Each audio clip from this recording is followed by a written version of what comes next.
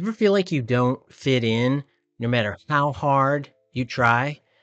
And I think a lot of people experience this, particularly those with traits or the full disorder of borderline personality disorder, BPD. Well, today we're going to explore what happens and where it comes from and how to stop letting it define your sense of self-worth. And we're going to start looking at this by where does this come from?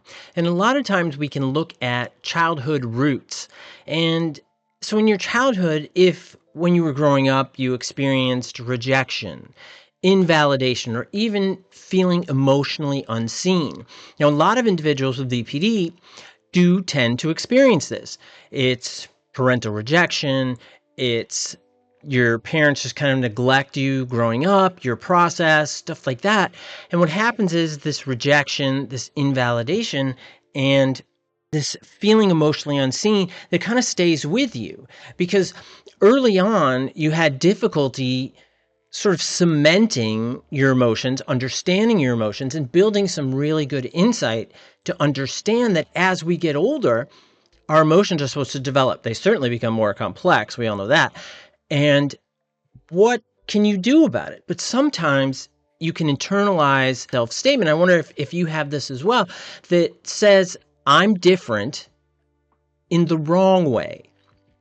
And what happens is out of that also, it creates a sense of loneliness and even more isolation. And it becomes identity-based. And you end up defining yourself on that sense of being distant or different. So there's becomes this loneliness, this pain, this rejection, this emptiness. And a lot of folks with BPD traits or the full disorder, BPD, they feel this way as they're growing up. And then as you're growing up, then you develop what's called a BPD lens or a BPD filter. And in my workbook, I talk about the BPD lens and how that impacts how you see yourself, others, and the world around you. And what happens with this BPD lens is that it enhances the sense of social sensitivity. All of us in our teenage years experience social sensitivity, right? Where we feel like everybody's looking at us. And then, when we're in puberty, different things are growing at different rates and you're getting hair on stuff and it's getting weird, everybody experiences that. But what happens, that BPD lens developmentally, you start to question yourself saying, ooh, I'm weird, I'm different, I'm gross. And this gross adds to the sense of pain, which enhances abandonment, rejection, sensitivity, and emptiness. Those three core central concepts of BPD.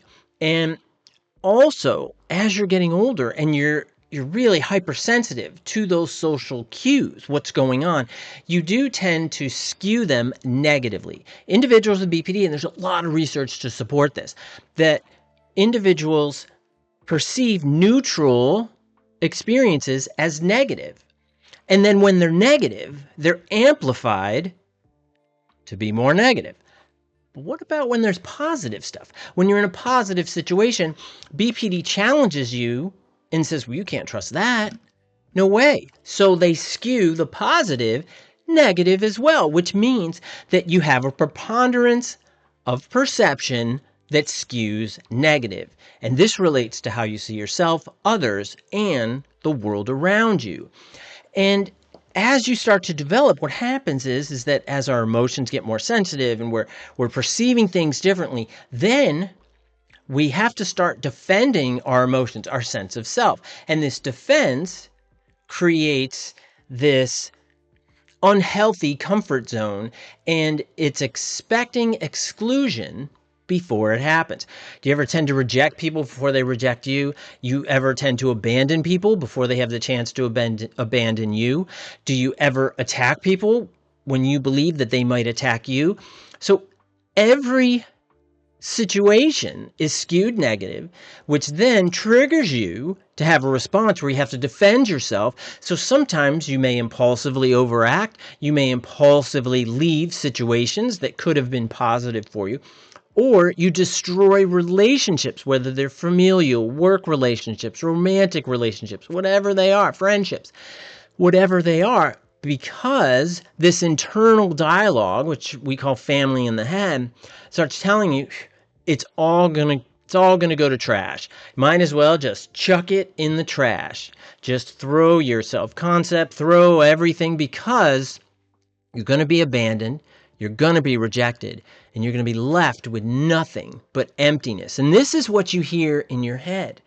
So then what happens is that when you get in various situations, and that pain of not belonging is that you do this constant comparison with this protective aspect that I just mentioned. So what you start to see is they belong, but I don't. And that, again, can feel like a justification for BPD. It can feel like BPD is right. Like what BPD is saying is the truth. So what do? You gravitate towards it more often until it becomes a habit. It becomes this default perception and reaction. So you're actually starting to build a very isolated, very limited connection network that is fed by BPD, which leaves you in the middle of this dynamic, right? Of having people around you, of having no one around you, of feeling very isolated, of feeling very alone. And BPD tells you, see, they belong, you don't, even though part of you manifested that. And this can be really, really complicated, particularly in relationships.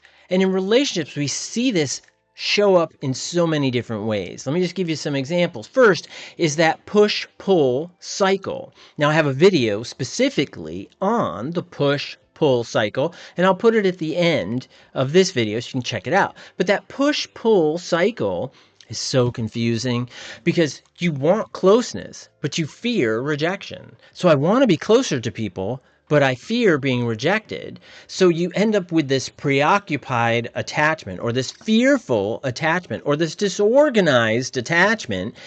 It's like I want to be close, but I don't trust it, so I don't want anybody. Or I need to be so close to people, but if I'm not close enough, then I'll feel far away. And it gets so confusing. And that push-pull cycle manifests in so many different ways. And it's really BPD that's pulling your strings. You become this puppet to BPD.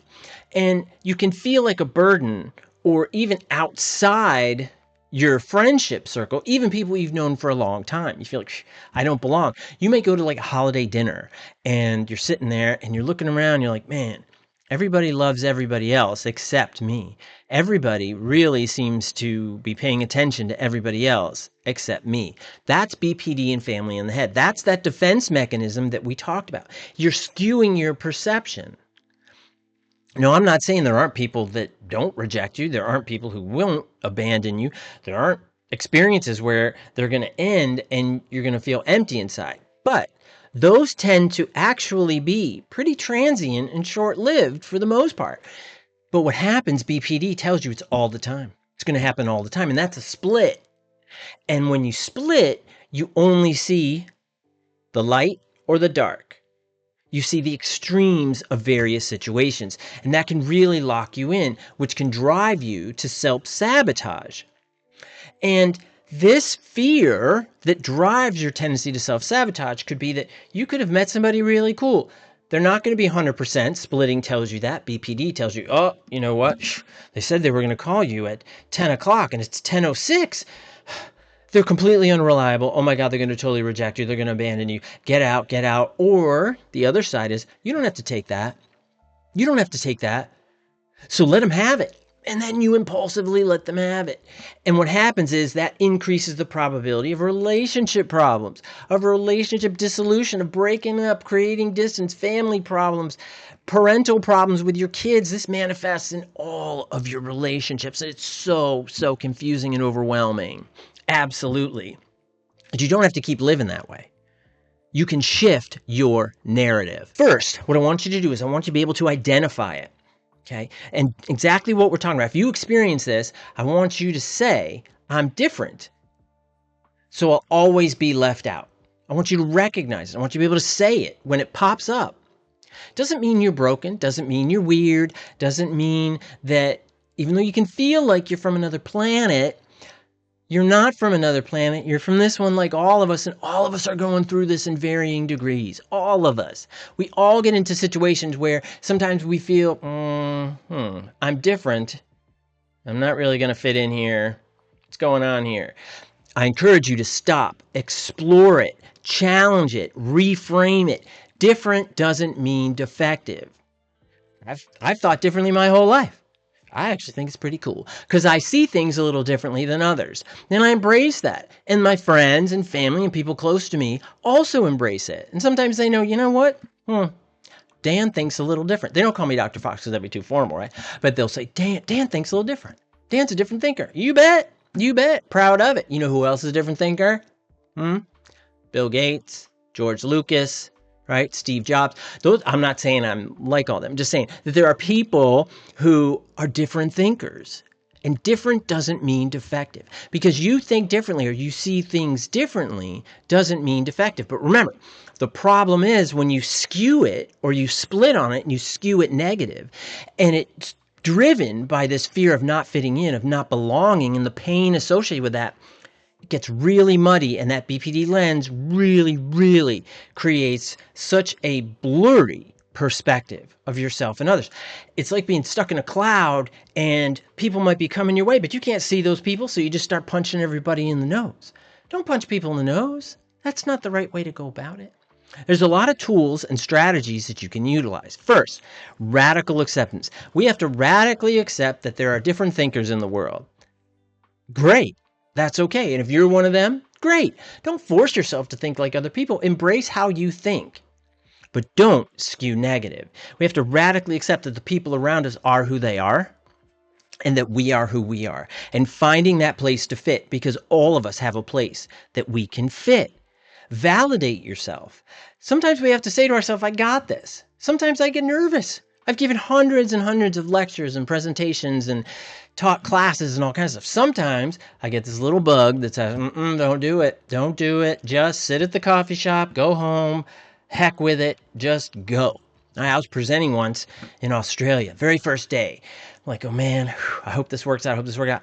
And I start getting super nervous, and I start thinking, oh man, I got to get out of here. And then I start remembering, man, if I bail, boy, is that going to be a problem, because, then I would have not followed through on my commitment, and that's important to me, right? If I say something, I do something. That's how I was raised, So I always try to do that. So I'm in this conflict, and this conflict, it's still showing up to times when I got to start presenting, man. And I knew the stuff backwards and forwards, but I had that little voice, like all of us do. But BPD enhances it. It becomes this skew negative. So I start saying, I'm just going to go out there and do my best. And you know what? I'm just going to be myself, do my best, and do my thing. And I did. And you know what happened? I did pretty well. And then I went all around Australia. It's pretty amazing. And then a few years later, she invited me back. And that was super cool. And it was really, really amazingly cool. And people in Australia are super cool. So any people from Australia, sup? Okay. Also, I digress. Also, noticing the connection even when it's quiet. What that means is that we don't need all of this drama or chaos to feel connected. Sometimes things are going to be chill. Sometimes things are just going to be quiet. What happens with folks with BPD, because of those early childhood rejection experiences, you can feel like when all's quiet, that means someone's going to sucker punch me and I better just start tearing stuff up. I see it in my clients all the time. So what we got to do is we got to learn to manage that. And you absolutely can, using self-validation, using radical acceptance. You can absolutely do it. And I want you to start practicing this with safe people. Could be your mental health provider. If you don't feel like your mental health provider, your therapist can understand that, maybe you need another therapist. That's up for you and your therapist to decide. I'm just saying, start with safe people. Explore this and say, when all's quiet, I really want to explode. Okay, well, let's look at that. What is that perspective? How does that link to your past? How does that help you move forward? Or how can you move beyond it? And recognize when you experience, I'm different, so I'll always be left out. That's a split. You're enhancing it. Don't enhance it. Embrace who you are. I don't know you, but I bet you're pretty cool. I see all kinds of cool stuff like in the comments and stuff, and I'm thinking, man, this person sounds really cool, and that's really neat. And I have people who write me who want to do therapy with me and all that stuff, and it's really cool. And sometimes they're like really cool. So here's the thing: if I say that, you might be thinking, oh, he won't think I'm cool. I don't want you to worry about that. If you think that you need a mental health provider who can help you and you feel a connection to me, reach out. I'm take a few clients here and there, sometimes it varies, stuff like that. But the point is to reach out. The point is to find people that you feel safe to try this out. And sometimes when you feel like you don't belong, just try it. Just try to say hi. Hey, what's up? Just try to put yourself out there because everybody's struggling socially in some way. You may think that other people are 100% confident. They're not. And everybody is struggling with this own sense of self-doubt. BPD and that BPD lens enhances it, makes it worse, makes it feel like it's a split and it's impossible, but it is not. Shift your narrative. You absolutely can. And I want you to think about, what if you didn't have to change who you are to feel like you belong? What if you could just turn down BPD and family in the head? Because BPD is something you have. It's not what you are. And I understand some people embrace that idea that, well, I am BPD. No, you're not. You have BPD. Very different. BPD is not who you are. It's a lens you're using to see the world around you. But imagine, what if you didn't have to change who you are to feel like you fit in? And that would be just embracing yourself, embracing those aspects of you. And I believe most people are positive. 99.9% of all people are positive. Psychopaths, a whole nother story. So that's different. That's not what we're talking about this video. But I absolutely believe that you can do this. You can change your narrative, identify it, change your narrative, use those tools I mentioned. Leave comments to encourage others and tell others about your experience. They do benefit from it. So thank you very much, and I'll see you next time. Bye-bye.